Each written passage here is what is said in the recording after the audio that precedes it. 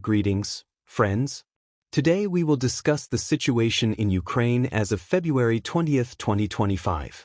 A lot of significant events happened today, so let's get started. The most important and interesting news today comes from Kyiv. Let me remind you that even yesterday there was a rather serious verbal duel between US President Donald Trump and Ukrainian President Volodymyr Zelensky. In the course of this exchange of statements, it became clear that Zelensky's rating is only 4%, but behind the scenes it is already being called 4%. Trump was supported by many influential people in the US, accusing Zelensky of acting like a dictator, not holding elections and ignoring democratic principles. Of course, these words did not go unheeded, and Zelensky could not hold back, making a retaliatory statement, which became a fatal mistake for him. During an interview with CNN, Zelensky stated that Trump lives in an environment of misinformation. If we translate this into Russian, we can say that Zelensky hinted Trump is hovering in the clouds, and these clouds are created by the Russian Federation. This statement caused a sharp reaction in American political circles. Perhaps Zelensky himself did not realize what consequences it would entail, but the American establishment instantly picked up on his words and inflated the situation to the scale of one of the biggest scandals of the entire conflict. The White House said that no one was going to flirt with Zelensky. National Security Advisor Mike Wallace said the war needs to end as the casualties and destruction have already reached a critical point. American entrepreneur Elon Musk also spoke out on the matter. He reminded that presidential elections in the United States were held even during the Civil War and World War II, so to justify their cancellation by military action is an unconvincing argument. Musk also criticized Zelensky for restrictions on freedom of speech and constant postponements of elections, asking rhetorically, "How can you speak for the entire Ukrainian people if you have no freedom of speech and no elections in your country?" US politicians also reminded Zelensky of the uninvestigated deaths of foreign journalists in Ukraine, including Gonzalo Lira. Gonzalo Lira was a Chilean-born journalist with US citizenship who lived in Kharkiv and criticized Zelensky's policies, speaking out in support of Russia. As a result, he was arrested, then released under investigation, but remained under constant surveillance. He later attempted to cross the border into Hungary on a bicycle, but was detained and returned to Ukraine. He was again placed in prison, where he died of pneumonia 6 months later. This case was never properly investigated, and it was this fact that the Americans blamed on Zelensky. The situation around Ukraine continues to escalate not only on the battlefield, but also in the international arena. The US political support for Kyiv is no longer so unambiguous, and Washington's rhetoric is getting tougher and tougher. From the very morning everyone has been waiting for Zelensky's reaction. However, he is silent as if he had water in his mouth, no answer, no official position. Although one small step was taken, according to Ukrainian sources, Zelensky blocked access to the social network Truth, which belongs to Donald Trump. This platform plays a key role in disseminating Trump's statements. It is here that he publishes his posts, which are then replicated on other social networks such as X. Now, however, Ukrainian users can no longer log into Truth. This move has only intensified criticism from Elon Musk, who has previously stated that there is a lack of democracy in Ukraine. Now his words have gained even more credibility. Despite all the political scandals and loud headlines about Trump turning his back on Ukraine, an interesting piece of information emerged today. British Prime Minister Keir Starmer and French President Emmanuel Macron are planning to visit Washington to meet with Donald Trump. They intend to propose to Trump a plan to deploy European troops in Ukraine. They are talking about a contingent of 30,000 troops, which is likely to be formed from British and French forces. According to the West, these 30,000 troops are not enough to hold the front line, which requires hundreds of thousands of fighters. Therefore, the plan is to deploy troops in 3 cities, Poltava, Dnipro and Kryvyi Rih, some distance from the battle line. The Ukrainian army will continue to contain Russian troops, and security, including air defense, will be provided by the United States. However, given Zelensky's refusal to sign the rare earth mining agreement, it is conceivable that London and Paris will offer Trump something more tempting. Perhaps this offer will be even more interesting than the agreements between Marco Rubio and Sergei Lavrov in Saudi Arabia. What decision Trump will make is not yet clear, but there is a high probability that he will not change his position. The head of Ukrainian intelligence Kirill Budanov also made a high-profile statement. He claims that in 2025 the hot phase of hostilities will end. Although localized clashes may continue, Ukraine is already preparing for negotiations. Well, let's watch how events unfold. Meanwhile, alarming reports are coming from the war zone. According to information, the Ukrainian army is preparing for a new offensive on Bryansk and Bryansk region. This move could be a lifeline for Zelensky amid a serious political crisis and disagreements with the United States. However, according to Russian intelligence, the AFU grouping in this direction is already being tracked. It is reported that the positions of about 5,000 Ukrainian soldiers have been identified, as well as about 200 armored vehicles. The situation is particularly tense near the city of Sumy. Russian intelligence detected a concentration of Ukrainian units, which were then struck by Iskander missiles. According to preliminary data, the AFU suffered significant losses in manpower and equipment. The author of the video that appeared online claims that these very units were planned to be sent to the Bryansk direction. In addition, there are reports that Russian troops have crossed the border with the Sumy region. However, we are not talking about the regular army, but about the actions of reconnaissance and sabotage groups. Their task was probably to reconnoiter the situation on the approaches to the Ukrainian positions.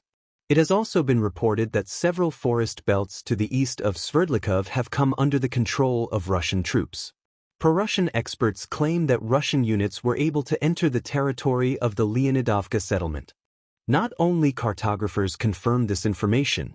Today, various posts have been repeatedly published on different social networks stating that, yes, indeed, Russian units have managed to enter the western outskirts and establish a foothold. This means that we see the Russian side not planning to stop but continuing to move forward. First towards Bedevlia, after which the attack will proceed to the settlement of Sudza. The situation in the southeastern part remains tense as well. Today, information has been received about further clearing operations of forest strips and individual sites between Cherkaska-Konopelka and the settlement of Fonsika. According to various mapping services, almost all the territories that the Ukrainian armed forces managed to capture during the February or January-February offensive have already been returned under control. There is also a large amount of geolocation data confirming the use of FAB bombs. We can observe a FAB 3000 strike on the positions of the Ukrainian armed forces in the area of the settlement of Kurilivka, Melov. In my opinion, this looks more like an ammunition depot detonation, as if the strike hit a warehouse. We see a rather powerful explosion. A similar situation occurred slightly further south, as well as northwest of the settlement of Huevo. A rather powerful explosion, possibly also a strike on a warehouse or an actual hit by a FAB 3000. Based on the concentration of these videos, we can conclude that the Russian side is likely planning to continue moving from the direction of Plev. First, it is necessary to advance towards Huevo to establish a foothold and secure a more or less serious bridgehead before continuing towards the settlement of Yunikivka from the east.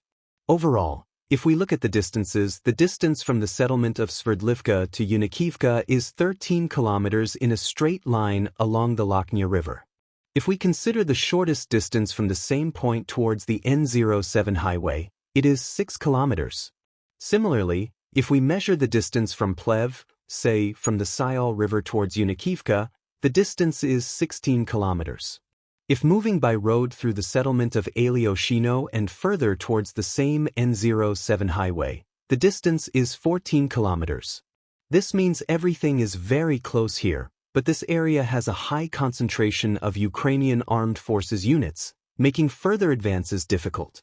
However, overall, considering the distances, everything is nearby, and a single successful maneuver, one successful offensive operation, could drastically change the situation. Now, we move towards the North Kurilsk direction. Mapping services, including pro-Russian and neutral sources, confirmed that during the fighting, the settlement of Topoli has already come under 70 to 80% control of the Russian army. Some resistance pockets may still exist, but overall, there is a very high probability that the Russian Ministry of Defense will confirm this information in the near future. Next, we move towards the South Kuzbas direction. In the area of the settlement of Novolyobetskoy, the forested area north of Novolyobetskoy has seen no changes along the front line. However, today, a video was published from the settlement of Hryhorivka. I would like to remind you that several weeks or possibly months ago, the Russian Ministry of Defense reported clearing this settlement. Based on this footage, it is difficult to determine whether these are fresh recordings.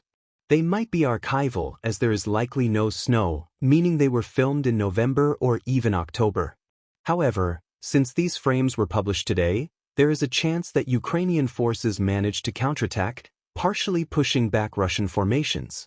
Perhaps only today was the final clearing operation completed and full control established. Next, we move towards the Kostiantynivka direction, specifically the southwestern flank. Here, the main events are unfolding around the junction along the N32 road, the settlement of Zeleno Pole, and the settlement of Tarasivka. According to various mapping services, the settlement of Zelenivka is already at least 50% under Russian army control, according to Ukrainian sources as well. Regarding geolocation, I believe the Russian Ministry of Defense has already confirmed control over this village. Slightly further north, according to various sources, Russian formations managed to enter the southern outskirts of the settlement of Tarasivka. Summarizing all the information published by the Russian side today, all territories south of this red line are under firm control. This means the offensive continues along Kostiantynivka from the southwestern section. Next, we move towards the Toretsk and Pokrovsk directions. Reports indicate that the Ukrainian side, during counterattacks, managed to regain control over the settlements of Dachinsk and Lysivka. However, reports about successful Ukrainian counterattacks have been coming in for some time, so no adjustments are made. The most interesting footage comes from the direction of Kotlin. Today, objective control footage was published, showing a significant number of Ukrainian armed forces strikes, FPV drones and artillery attacks targeting Russian armed forces forward positions, hitting Russian soldiers both at the Pokrovsk mine management site and at a stronghold located almost along the railway. Based on objective control footage published by the Ukrainian side, mapping adjustments were made in favor of the Russian Federation. This shows that after stabilizing the situation in the settlement of Peskana and securing supply lines, the Russian side resumed assault operations both towards Pokrovsk and the settlement of Serhivka. Overall, the flower continues to bloom. Now, we move towards the Dnipro direction. Today, a large amount of objective control footage has emerged regarding combat operations for the settlement of Zaporizhia. In these frames, we can observe an attempted counterattack by the Ukrainian armed forces on Russian army forward positions. We see the moment when Ukrainian forces approached with the aim of deploying troops and clearing the area. However, before they could deploy, Ukrainian armored vehicles were struck by FPV drones. As a result, the Ukrainian side decided to retreat. Based on this footage, minor mapping adjustments were made. In general, according to objective control data, the Russian side already controls approximately 60 to 70% of the settlement of Zaporizhia. The overall advance over the past 24 hours has been at least 1.3 kilometers. Further changes in the operational situation are expected soon. In all likelihood, the Ukrainian armed forces will be finally squeezed out either towards the village of Troitskaya. We are then moving with you towards Ulikli Constantinople, where the fighting continues. And I think today is the first day when we have received almost nothing at all from this section of the front. There are a few corrections from pro-Ukrainian cartographers. They have already finally colored the pocket between the dachas of Ulikli, which confirms the absence of Ukrainian formations on this territory. Although we have not yet received any geolocations about the presence of Russian soldiers here, there is a large number of various publications and analytical materials. There is also still an opportunity for Ukrainian units that have contact with soldiers in this area to publish some information about the state of affairs. In general, everyone says the same thing: hell and nothing else. The situation is as grave as possible. A large number of Ukrainian soldiers have actually fallen into encirclement. The Russian side controls the highway N15.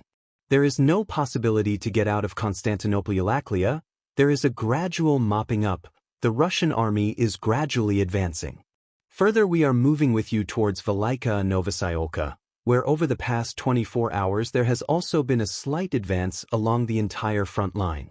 Both pro-Ukrainian, neutral and pro-Russian cartographers note ongoing fighting over a settlement northwest of Velika Novosayolka. We can see with you how the map has changed in dynamics. In fact, during the 3 days of fighting, the Ukrainian side lost at least 50 to 60% of this stronghold. We saw another map like this by the end of February 17th. By the end of February 18th, we received information that Russian formations managed to enter the western outskirts, after which the movement began to move strictly to the east. By the end of February 19th, it was reported that the zone of control had been slightly expanded, and by the end of February 20th, 50% of the territory was under control. At the same time, some sources report that the Russian army is gradually advancing from the east towards the eastern outskirts of the same stronghold. There is further information about the advance of Russian formations on the territory of the village of Novochertovitoy. We saw another map like this yesterday. In general, after they managed to gain a foothold on the southeastern outskirts of the settlement, the Russian side is showing quite high dynamics here, and every day we are supplementing the data with new coordinates. Everything points to the fact that in the next day or two Novochertovitoy will come under the full control of the Russian formations. Very interesting information comes to us from the Zaporizhia direction, from where we have received practically nothing for the last 6 months. At least when it comes to military operations. Yes, there were incidents with the same IAEA, some drones were constantly flying, there were counterattacks, there was an artillery duel. But today, for the first time in perhaps 6 months, if not a year, the Russian side went on the offensive. On the footage published by the Ukrainian side, we can observe one of the episodes of hostilities when Russian formations approached the forest belt located in the southeastern part of Pyatakatok and landed a landing force. The Ukrainian side launched massive artillery strikes, but that's where the video ends. A little later, just a few hours after the publication of this video, some pro-Russian sources reported that the 247th Regiment of the 7th Division of the Armed Forces of the Russian Federation had established full control over the village of Pyatakatok. So far, no objective control footage that could confirm this information has been published. But in general, we will keep this information in mind. So, perhaps, in the near future we should expect additional maneuvers and attacks from the Russian Federation towards the same Kamenskoye and Zaporizhia. And that's all for now, dear friends. Thank you for watching, subscribe to the channel, give us your likes and have a good day.